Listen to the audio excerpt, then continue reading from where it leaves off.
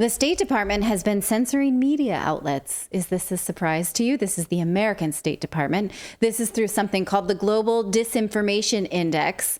Now, if you're like me, every time you hear disinformation and misinformation, it gives you a spidey sense. How would I say that? It sends your, activates. Well, your spidey sense goes off. It activates my spidey sense. Okay. In fact, the State Department used this to squash what they called conspiracy theorists that said that COVID came from a lab leak. That's interesting, right? Because we're supposed to think that now. We weren't at one point, and the State Department was using this tool to deplatform and defund media outlets that gave this any ink. Now, I guess that's not such a conspiracy theory now that we have two U.S. government organizations saying they do think that COVID came from a lab. But the changing narrative is not really the point here, although it's always the point because we just stinking can't keep up. The point is that the State Department works with this GDI, is how I'm going to refer to it, as the Global Disinformation Index, to deplatform news outlets that it thinks are not towing the line. Oh, great. With being mouthpieces of the government. So here is the GDI. This is just their website. Tells you what they do. It's like, we're really out there to disrupt online disinformation. They are like little truth seekers. I think of them as like the peacekeepers in the Hunger Games, like they're going to beat you up for doing something that's not good for President Snow. The GDI is a British nonprofit group that received at least $665,000 from the Global Center and the National Endowment for Democracy, or NED. In fact, the Washington Examiner reports that the State Department has donated at least $330 million in taxpayer money to NED. The Examiner found that these organizations actually rank news outlets. So it's not like they're taking specific pieces of disinformation, although they do that. But one of their main projects is to rank who they think is spreading disinformation and then put them on blast and then encourage or discourage advertisers to work with them. Listen to how the Examiner explains this. Well-funded disinformation tracking groups are part of a stealth operation blacklisting and trying to defund conservative media, likely costing news companies large sums in advertising dollars. A Washington Examiner investigation has found these companies compile a secret blacklist and feed them to ad companies, with the aim of defunding and shutting down disfavored speech. The Global Disinformation Indexes rates news outlets based on their alleged disinformation risk factor. Those they deem risky are placed on an exclusion list developed by GDI's advisory panel, which include Ben Nimmo, a global lead for threat intelligence at Facebook's parent company Meta, and journalist Anne Applebaum, who has said Hunter Biden's foreign business dealings are not, quote, interesting. The Washington Examiner is on GDI's exclusion list, but the Washington Examiner was never contacted by GDI or informed of how it failed to meet GDI's standards. GDI discloses in reports which outlets it identifies as the riskiest and worst offenders for peddling disinformation. The top 10 all skew to the right. Some on the list are Newsmax, The Federalist, The American Conservative, One America News, The Daily Wire, and Real Clear Politics. On the flip side, all the websites GDI ranks as the least riskiest lean left in their news coverage. These include NPR, The Associated Press, The New York Times, USA Today, and The Washington Post. GDI's disinformation tracking efforts have even resulted in opinion pieces being flagged. A Washington Examiner commentary article titled "The Less Gender-Bending Obsession is Tiresome and Absurd" was labeled as anti-LGBTQ+ disinformation. That same memo singled out Amazon for hosting ads in the Washington Examiner. Topics recently labeled disinformation relate to COVID-19, anti-vaccine content, mask protests, abortion, and alleged voter fraud during the 2020 presidential election. GDI is not alone among groups blacklisting certain websites while coordinating with ad companies. Another is DoubleVerify, a $4 billion publicly traded company that operates an inflammatory news index. The Washington Examiner has also been labeled as inflammatory by DoubleVerify. To read the full investigative piece, head to WashingtonExaminer.com. I'm Amy DeLaura for Washington Examiner. Wow. Yeah, that's some shit. Yeah, good for the Washington Examiner for that. That's unbelievable. I mean, they literally went after Amazon for putting an ad on something that they didn't like for wrongthink. So this is, your American tax dollars at work. right? This is American tax dollars. It's not enough to just say, like Justin Trudeau, like, I don't like you. You know, you're not a news outlet. But it's quite another thing to go after their revenue. Right. And so that, I mean, what that does is deplatform them so they have less money to broadcast these opinions to a certain contingency of the population that's willing to listen to them. I mean, we saw this at Fox News, right? We saw this with like Tucker's show when he said things that that people deemed inflammatory, and then they went after his advertisers. That was more overt. This is like, we're going to work behind the scenes to pull the rug out from under you because you're not towing the line. Philip, go ahead. Oh, well, in doing that, I wonder then if they go back and if they readjust those ratings when it turns out that the thing that they said that was disinformation turned out to be true, do they then go back and say, oh, actually, it looks like this is a trustworthy news site, and they don't, because that's not really what they want to do. No. That's not what they're trying to do. They're not trying to find the truth and get to the bottom of disinformation. They're trying to bury these media outlets because they don't like them. Yes, and you can see that with, if we could go to screen 3, I had screen 2 was just a list of who is on this blacklist, this risky list. But if you look at this list, the way that they don't quantify how the news outlets got on this naughty list. They only qualify.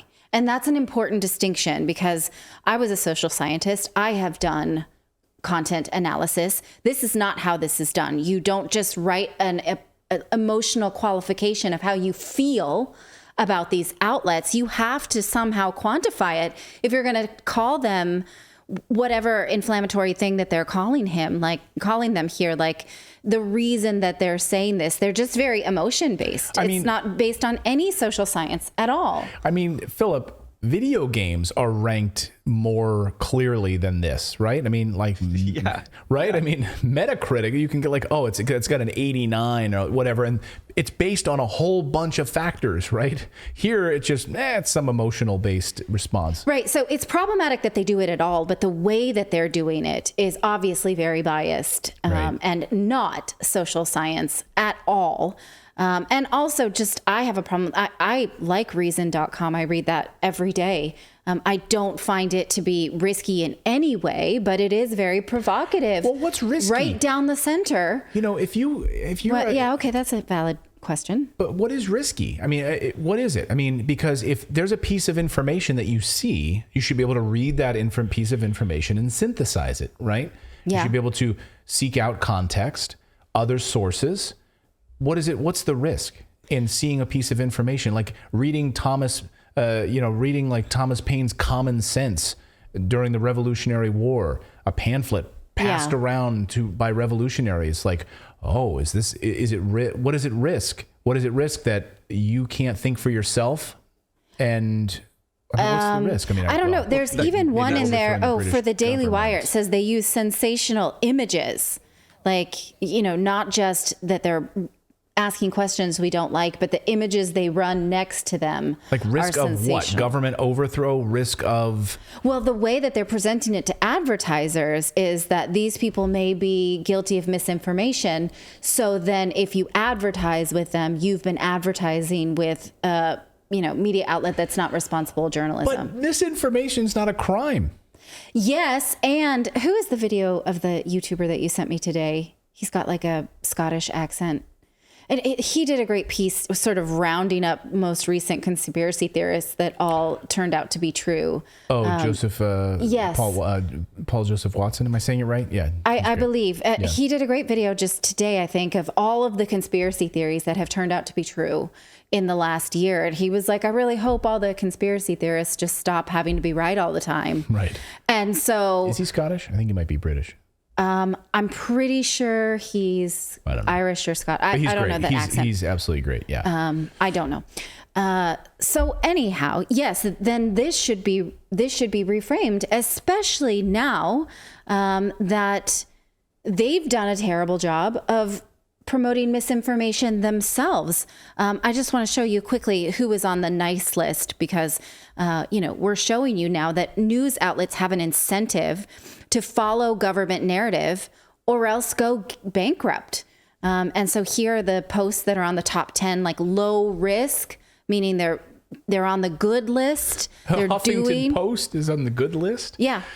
The Wall Street Journal, the HuffPost, Associated Press. Now, this is Reason.com today saying, sure, they do some admirable journalism, but they are not immune to disinformation at all, such as, of course, Hunter Biden laptop story and how it was covered by those media outlets. Now, on to how the GDI would score itself, given the narrative this week about the COVID lab leak, because every media news outlet is repeating that. But the GDI published a 2020 report, and they were all in on the COVID came from a lab being disinformation. Here's the report. It's called Coronavirus, the Makings of a Disinformation Pandemic. Now, this was before the Western world into lockdown, so they were writing this as like, maybe it's only a misinformation pandemic. Maybe they didn't know at the time it would become a real pandemic. But here is what they had to say about the fact that adversarial narratives win as a weapon of disinformation when they're laundered and repeated by trusted sources, even when the sources do not explicitly endorse them. And then they mentioned Senator Tom Cotton, who said that the coronavirus may have originated as a bioweapon in a Chinese super lab. By broadcasting the senator's words to a national audience, the debunked conspiracy theory is given authority, validation, and amplification. So they need to put themselves on the blacklist, given that they labeled something disinformation that they didn't even know. Nobody knew at this point, where in February of 2020, nobody knew if it was a lab leak or not. Or did they know that it was a deliberate lab leak? Right. And, we have the video of Fauci before that, many, many months before that, saying that President Trump during his term will have a pandemic. Right. So, he knows that because he said it unequivocally that he will have a pandemic on his hands. And he was funding gain of function research in Wuhan lab. And then suddenly, so maybe he knew something there. Well, they would recognize that. So like these VSL4 labs where they're working on this kind of crazy, like these viruses that are extremely dangerous. Nobody's in there just working rogue. Everybody knows what's going on. They know what they're working on, and they would recognize the handiwork. Like, it's not like they don't know what that thing was doing. You know what I mean? Like, so it's not it can't get out in the wild and them go, I don't know what that is. It'd be like Dr. Frankenstein not recognizing, I don't know what that monster came from. Like, I don't recognize it. That's not the one I made. Yeah. Okay. They knew. And I wonder how much of, I don't know if you're able to go back to this or not, Philip, which is the screen that Natalie had up there of the whitelisted companies or not, if you have it handy or not. The good guys, the nice list. The good guys, because, it's always interesting. I always want to follow the funding of these people, right? So USA Today, New York Times, NPR, CNN, right? Wall Street Journal, HuffPost, and then you look and you realize the documents that show that Bill Gates has given $319 million to these media outlets, including NPR, CNN. Almost everyone on that list has huge donations coming in from the Bill and Melinda Gates Foundation and these donors. Yeah. So this is a very problematic story. It's problematic because the GDI is full of crap.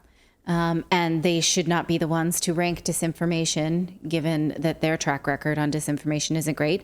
But also the government shouldn't be in the business of ranking news outlets and then deplatforming them and manipulating their business model at all. This should be obvious to anyone who is in this business. And I think here's a quote that sums this up nicely from the Examiner's report. This is from Jeremy Clark, ex-acting head of the Justice Department's Civil Division, told the Washington Examiner, any outfit like that engaged in censorship shouldn't have any contact with the government because they're tainted by association with a group that is doing something fundamentally against American values. The government or any private entity shouldn't be involved with this entity that's engaged in conduct that is either legally questionable or at least morally questionable. I would say that's morally deplorable, but okay, we'll use questionable. We'll say it a little nicer. Yeah. Something from the top that I missed and I just caught, and so it's like if anybody else happened to miss it too. This is a government organization doing this. Like for some reason, I was thinking it was like a think tank, but this is an actual like governmental agent or like a. They are a British nonprofit funded by the U.S. funded by the U.S. State Department. So the U.S. State Department funding this operation. So to the tune of millions. So they can like wipe their hands of it, basically. But they know what's going on. I mean, you know. So how can they? I mean, maybe I don't understand the law very well, but how can then the U.S. government go after people's like the advertising dollars and stuff? Like how are they getting involved in that? That is such a bizarre like chain of events. You know, like that the government is actually trying to. I mean, we know the government's trying to deplatform people, but I don't know. This is just blowing my mind. Sorry. Yeah, no, this is a great way for them to do it, right? It's underhanded. And it's a great way to use these words, misinformation and disinformation, for nefarious purposes to stop any voices that want to challenge them. So here's what you do. You set up a fake rating system, right, where you fund it. So you set up like a fake rating system, this GDI, this idea of like rating different news organizations. You put the ones you don't like on the bottom, and then you go after them and tell them, look, the news site that you're advertising on ranked really low on this news website. You probably don't want to advertise on them anymore. And then the advertising dries up, the publication dies, and then you have a victory at the State Department. Yeah, you've choked him out, basically, or smoked. Smoked him out is the expression. Smoked them out is like if someone's hiding in a hole and you want to find them, like a gopher. Okay, that's not what I meant. And yeah, these lists, they went after advertisers such as Google, Microsoft, Amazon, Facebook, in order to actively choke the revenue. Yeah, choke them out. Choke them off is what you want to say. Choke them off. Okay. Choke them off. Squeeze them. Yeah. You know what Squeeze the last bit of toothpaste out of the tube. To put the pressure on them. Stop. To put them in a headlock. She's a brilliant woman, but she is awful with idioms. I can't do idioms, but I can just keep thinking of. She'll be like, yeah, well, imagine if your shoe was on the wrong hand. Like, you know, I want to walk 1,000,000 miles in that girl's high heels. You know. Anyway, let us know your favorite idioms in our chat. We'd love to hear from you. Or if you have another way of saying that they give them the slip. All right. Keep going with this. I don't think that one works. You can keep doing this in our next segment. Thank you so much for watching this segment here at Redacted. We are live every day at 4 p.m. Eastern time, trying to share the stories that the mainstream media will not cover. You should also come over and join our community of Redacted Rebels over at redacted.inc. That's our private locals community where we can share exclusive content that we simply cannot share here on YouTube. Come over and join the rebellion together right now by going to redacted.inc. We'll see you next time.